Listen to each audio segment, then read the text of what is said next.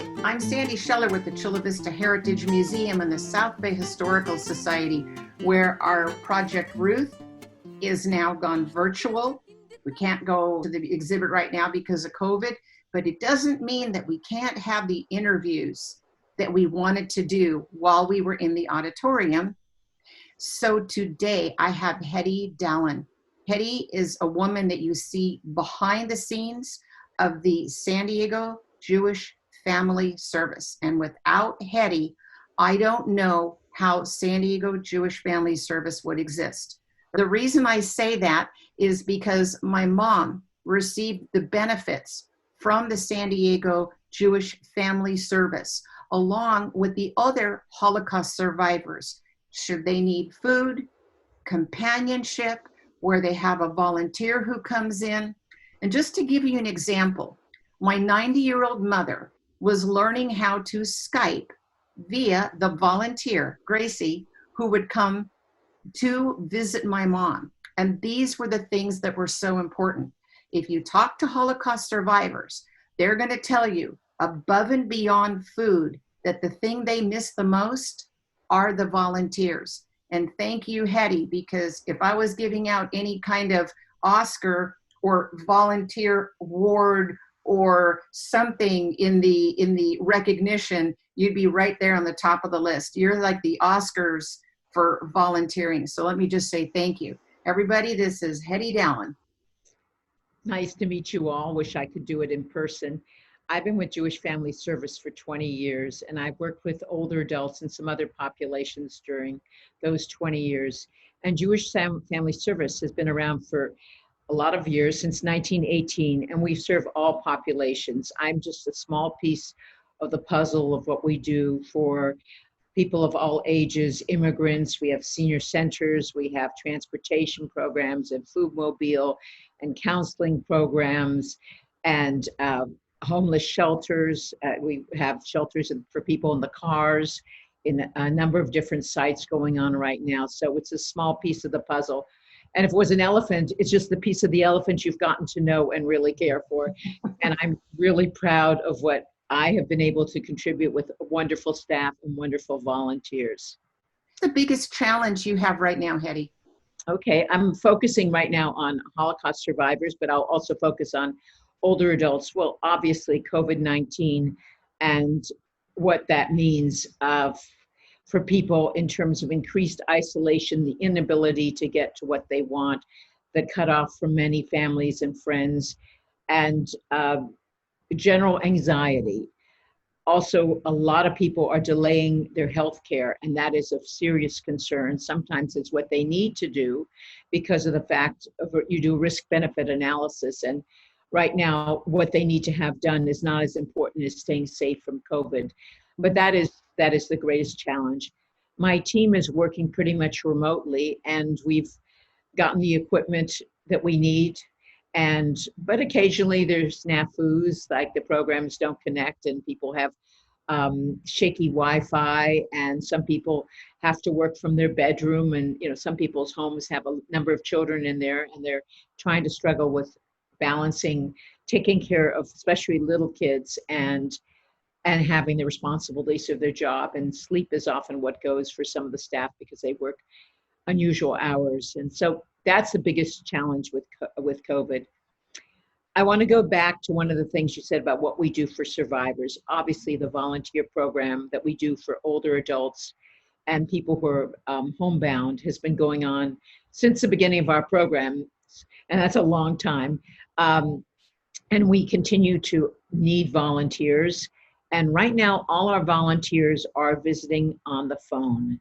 And that is very difficult for both the volunteers and for the people who need the volunteers, because these were shut-ins in the first place, and they aren't even getting to their doctors. So they're really shut in. And the phone isn't the same medium.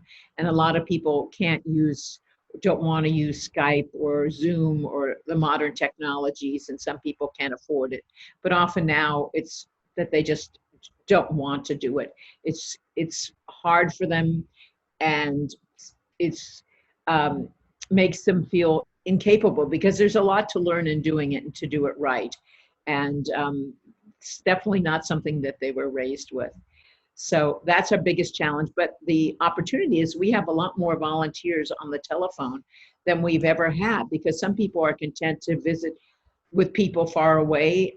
In fact, we have someone who was a former staff person who I recruited to be a volunteer, and she lives in Maine, and she now is a volunteer, and she and the client are reconnecting after she left the agency for many years. And it's wonderful on the phone, and she certainly wouldn't have thought of doing it now that she lives way up in Maine, but now she's a volunteer. And so some people can visit people who are good matches, even though the person might live in Chula Vista and they might live in Oceanside, but it's not a problem if it's just by phone. Mhm. And I think that sometimes once that bond has been formed, they may continue in driving once in a while to see those people. We try not to make an Oceanside Chula Vista bond, but as someone thought before, it was a far distance to travel from Carmel Valley to Chula Vista. It may not seem that far once you've gotten to know and really care for the person you've talked to on the phone. Hedy, I wanted to ask you something. How easy is it to become a volunteer?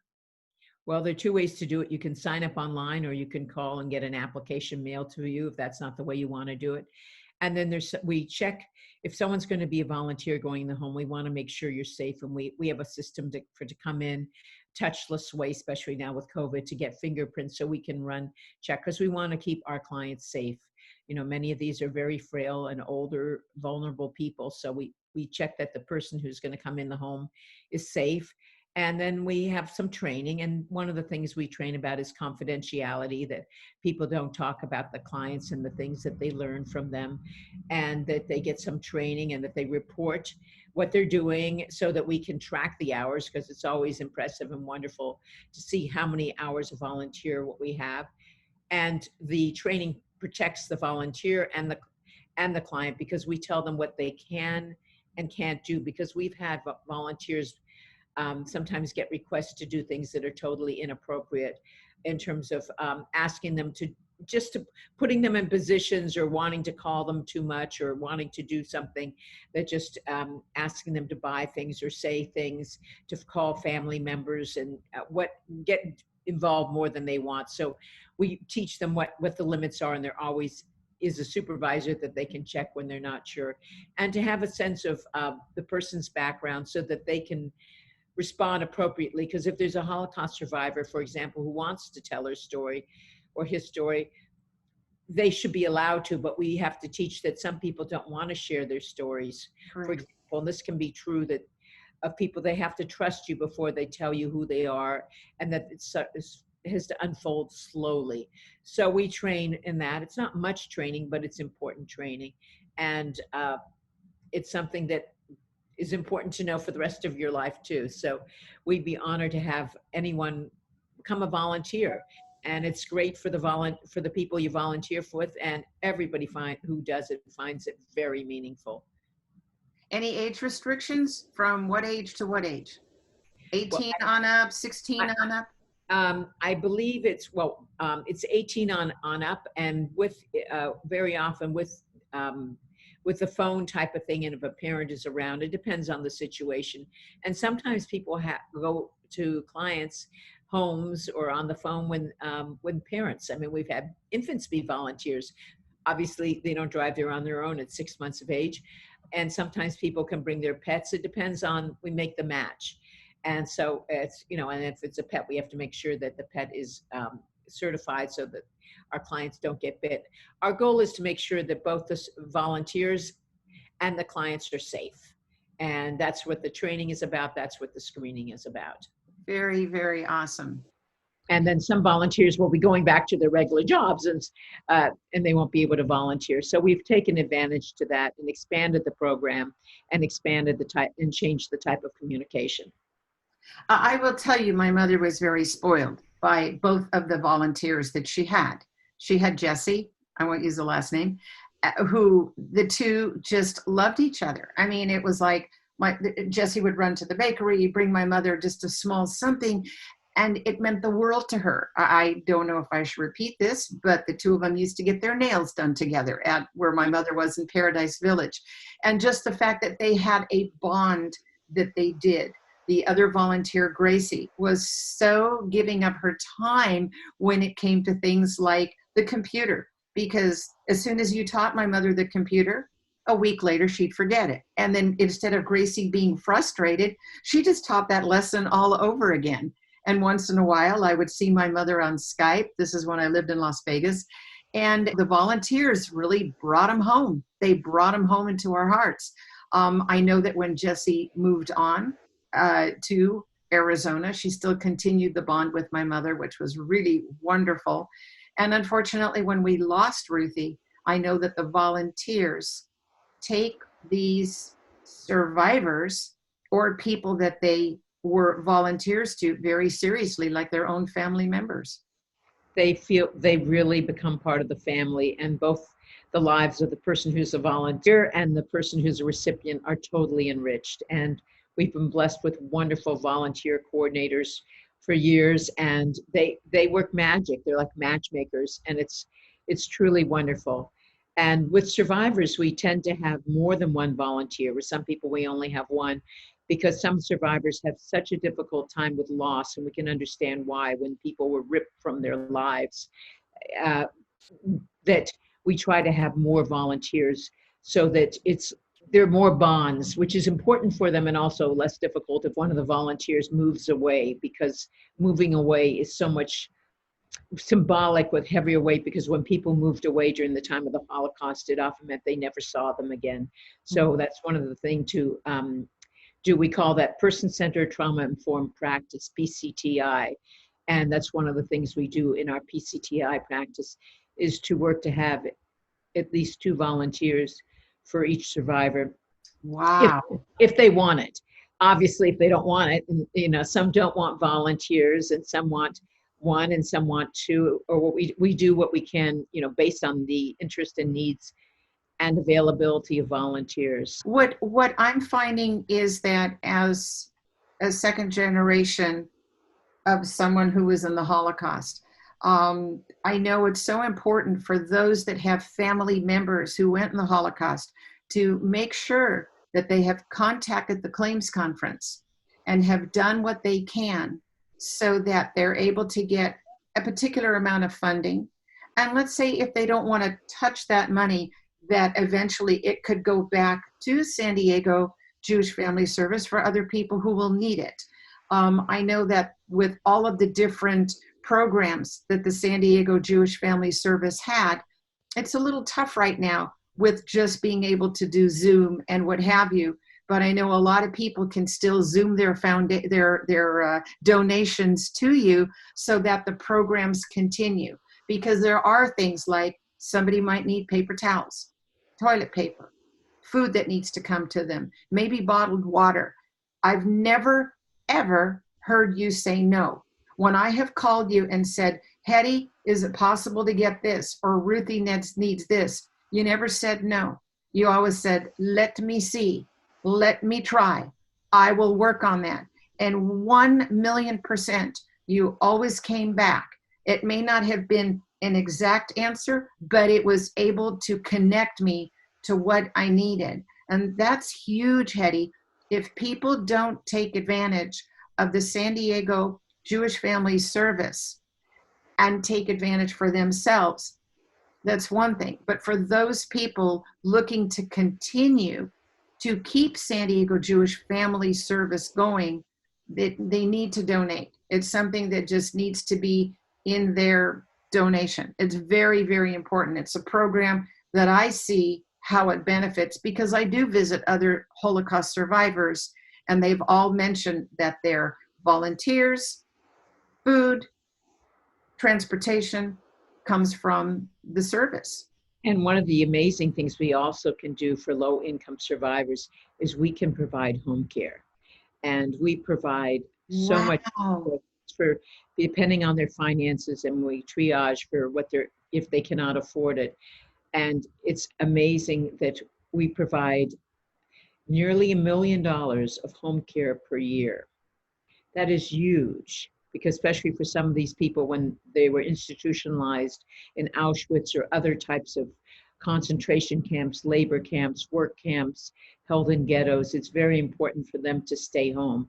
And we have funds from the claims conference and also from generous donors who donate to our agency, matching funds, to allow a tremendous amount of home care in the home by different agencies which we work with. And we can do that as well as provide getting food mobile. And if someone can't afford glasses or dental care, or they're behind in rent and else they would be homeless, we certainly will help them. And if people, in order to be as considered a survivor, if Hitler made you personally move and relocate and go through a rough time, and that mean in your lifetime, and that can mean from when you were an infant or even in utero when you're just being born, contact the Jewish Family Service and we will help you connect up to the claims conference. You don't have to do it yourself. And we have funds, and some people don't want to identify as survivors, which is fine.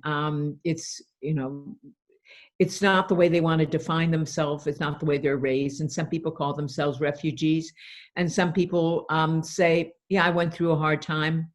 And then some people's major self-identity is as a survivor. There's a range. People are different.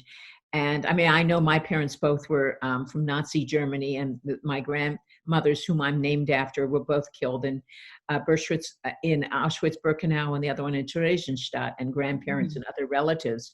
But my parents did not label themselves as survivors. They called themselves refugees. So I know firsthand that that might not be a term that they would use. But the fact is that if they need help, and they call, and our JFS Access team identifies them as someone that we could help with more funding that we have for other people generally, we are able to do that. We are not able to provide ongoing home care for other people, unfortunately, and it is very expensive and very difficult for people. And that's one of the challenges in our society today. I mean, there are many, but one of them is the cost of home care for people. I mean, if you're a Medi-Cal, you get some hours, but it's not enough. And people often go to facilities because they can't afford to stay at home. As I said, we are privileged with survivors to be able to do a lot to prevent that. Hedy, I want to ask you something. We are in that lifetime, you and me, that we probably will see the last survivor. And I hope they outlive me. I have to say that because it's very painful when you lose, as you know, a family member. Where do you see funding and things happening when you get to the last survivor? What do you think is going to happen in the claims conference? Unless there can be funds for second generation, the claims conference will close. And it's like an organization that if it will have met its needs, and function for many years.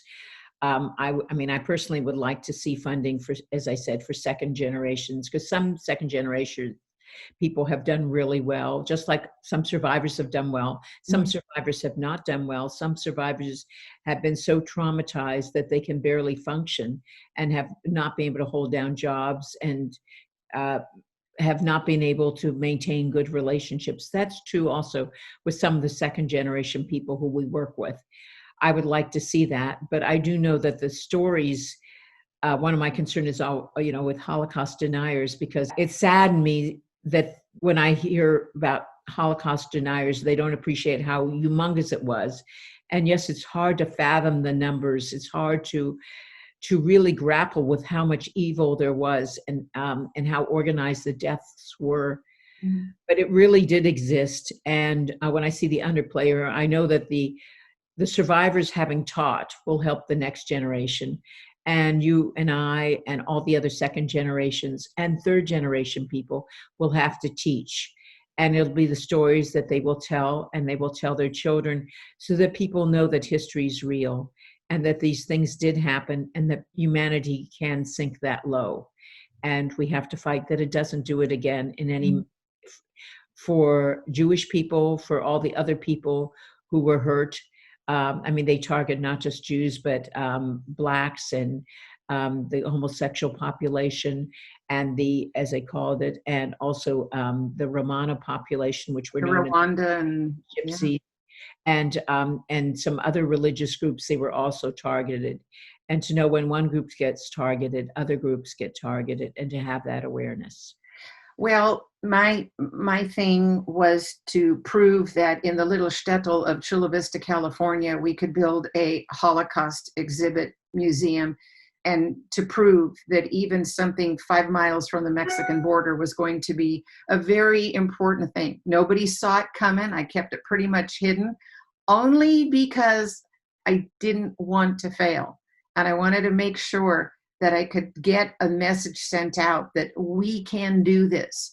I'm really hoping that at Claims Conference, there will be funding so that people that have the items, such as a Holocaust dress, or other people having items that came from the Holocaust, letters that people had, documents, rather than burying them or giving them to the next generation, or parting them all out to different grandchildren, that we will have a home that would be a permanent location that the Claims Conference would continue funding. So that's what I hope is going to happen. What I did was basically a test with Project Ruth. I just think I had a good grade on that test because of the, awareness. Also, I have to remove the word I have to say we, because this never wouldn't have happened had it not been for people in the city that were so supportive, along with Stephen Smith from the USC Shoah Foundation. And again, when you see the stories, you hear the stories, being able to create it now online, I do have a goal, and that would be to make sure that before any funds are taken from Holocaust survivors for surviving in this day and age, or for the Federation, or for San Diego Jewish Family Service, that we will figure out where that one building is going to be that will be the museum. Do you agree with me? Not agree with me? Well, I agree that museums are important, and I've given some amazing artifacts that I have to the Shoah Museum to a number of different places. There's the one in Washington, D.C. that houses some of the things that from United States Holocaust Memorial Museum. Washington, D.C., which everyone should, when they can travel again and go to D.C., should see. Mm-hmm. And there's also a museum in New York, Heritage Museum, I believe it's called. And there are also places in Israel. There's Yad Vashem that has a number of different, a lot of memorabilia and items from survivors. But, there's certain things that people want to keep in their home, but they have to also make sure to share it, that it doesn't get thrown away. And I know that we carefully worked on getting the things that we're willing to share translated from the different languages when we sent it to them, because they are in many different languages. I know my family, they were in German, they were in Hebrew, they were in Yiddish, and my husband and I worked on translating it before we forwarded it to them. Mm-hmm. But it is important to keep those things. I agree. They're proofs. They're to see something is to touch history, and when you can touch and see history, it's alive. Mm-hmm. It's real. One of the things that happened, I'll just share a quick story, was when I was going through somebody's items, because of being educated on what to look for. And most of my education I was able to get at the Eva Kor Candles Museum. So that really helped me a lot. And when I saw a document, I knew to look for a swastika, which was supposed to be marked. But when I looked at this one particular document, it had neatly been taken and cut out. I had to explain to the family that it was a work visa, work document, and that at one time the relative knew that there was this symbol there and the symbol didn't exist. And yet these are such important documents. Please, before anybody decides to throw them out, do know that there are people in San Diego, and if we have to take it to Los Angeles or take it anywhere, to get these documents validated so that if they are of museum quality, they can be used, whether it's going to be in San Diego, in Los Angeles, Washington, D.C., or in Israel. So just wanted to put that out there. I think we should maybe send out something to people that says if they have historical significance that they might want to. Sure. And again, if somebody who's watching this wishes to donate to the San Diego Jewish Family Service, it's just as easy as the way it came out of my mouth, that you can look them up. They do have a website. It's san diego jewish family service.org, correct? It's Jewish Family Service San Diego. It's easily, one can do it online these days. One could always do it online, but well, not always, but within quite a few years, do it online. And one can also just make a phone call and call up too if you have a question on how to do it. Right. And people also want food. I mean, especially now with time of COVID, we're collecting food and items to distribute to the people who don't have jobs and who are struggling. And right now, with some people, we're trying to help them pay rent. And we'll have to be helping them pay rent. There's a lot of assistance, COVID assistance that's needed. And we can hope that soon there will be a vaccine and a cure, and we can move going continuous problems of our society here. Housing was a problem before. It'll continue to be. People have been challenged with having food sufficiency before, and they certainly, and even now more so, but donations of food and those items are always appreciated. Can you explain to me the funding? Like, let's say when the last survivor has gone, what exactly happens and how claims conference works with San Diego Jewish Family Service? Well, the claims conference gets its money for Germany, and it's based on how many Holocaust survivors are in need. Mhm. So I don't know what will be with the funding. The organization may close. That happens at times. We're hoping that donors, private donors, and other foundations may pick up some of the slack. But once there are less survivors, there will be. We hope that this will wait till after the last survivor has died and who's in need. But then there will be programs, and I would love to have programs for second generation also. The Sure. second And generation just before COVID hit, you had programs on Friday where people could go to the synagogue, Emmanuel. You want to explain? Well, the wonderful thing is that about the musical programs on Friday, but they're programs 5 days a week at Emmanuel for all seniors. Mhm. And anyone from anywhere can go there once it's open again. Right now, it's not safe for us to have that. And we also have a program at our site on Balboa Avenue for people with dementia, 4 days a week, with parties with fabulous quality live music. Wow. Every 4 days a week. And on the fifth day, there are excursions to museums and parks and all sorts of interesting things, and places that you and I might not even have seen of in San Diego, designed for people and set up with the people who are at the places or the restaurant or whatever, to recognize there's this group of people with dementia that are coming. And it's a fabulous program. And we also have excursions for people who don't have dementia. JFS has a lot of programs that will be resumed post-COVID. Right. My mother went to some of them. Actually, it was fun taking my mom to some of the programs, and they were wonderful over at the Jewish Community Center, and just films. Even at Hanukkah time, I loved when they did what do you call it? Chinese food with a film and things like that. I mean, something that my mom really looked forward to, and I loved the consistency, the fact that it was consistent, that if you missed a week or you missed a month, not a problem. You just can go and hop right in and do the following. We used to have a saying. I never told you our saying. When my mother got her honorary degree, we used to say never too late to educate, because it rhymed. Now we say never too late to donate. Never too late to donate.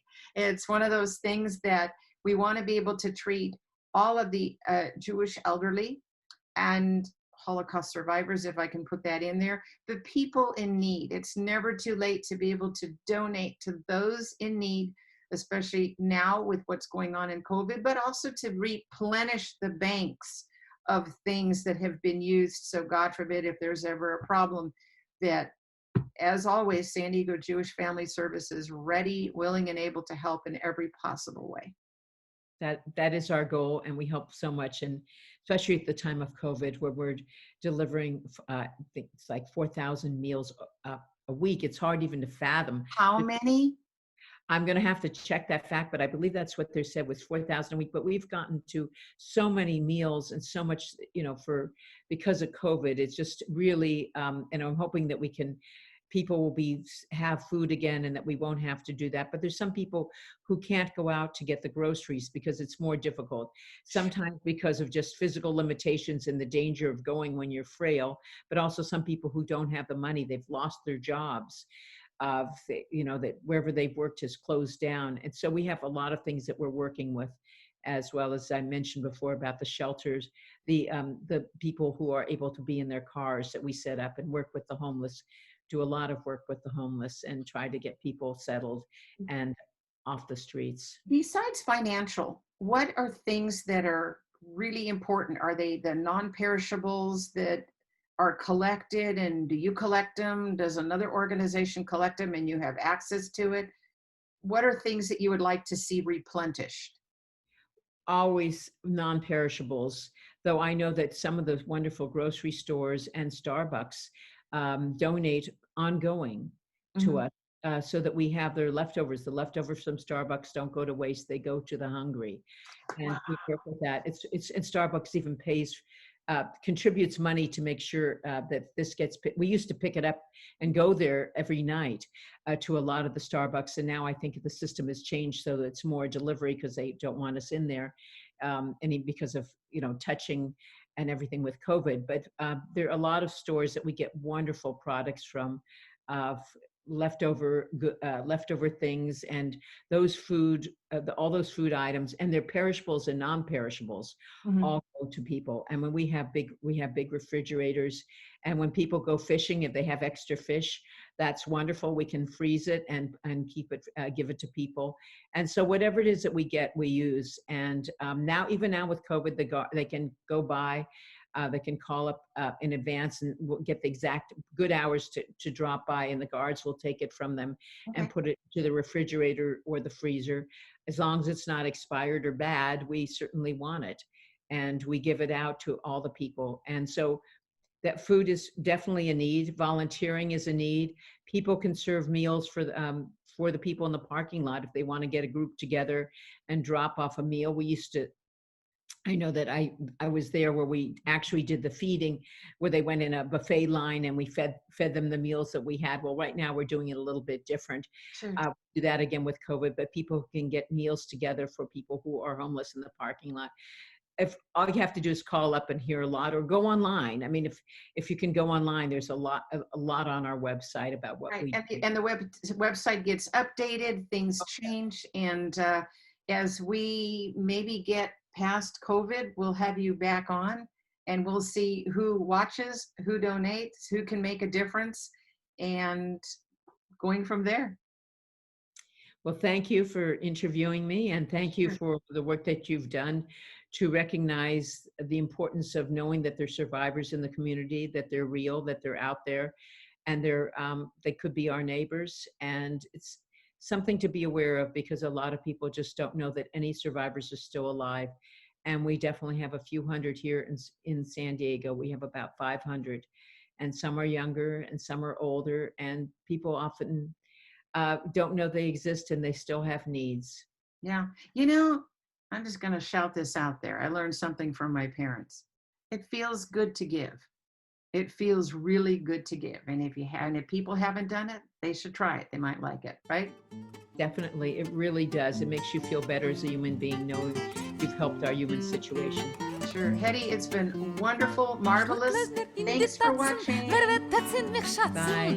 Oi, oi, Gott ist größer, hat doch gewünscht mein Häuser, die mir sind gegeben, Häuser, die mir sind ausgegeben, die mir sind ausgegeben. Starker, freilich, ich die Malke, du der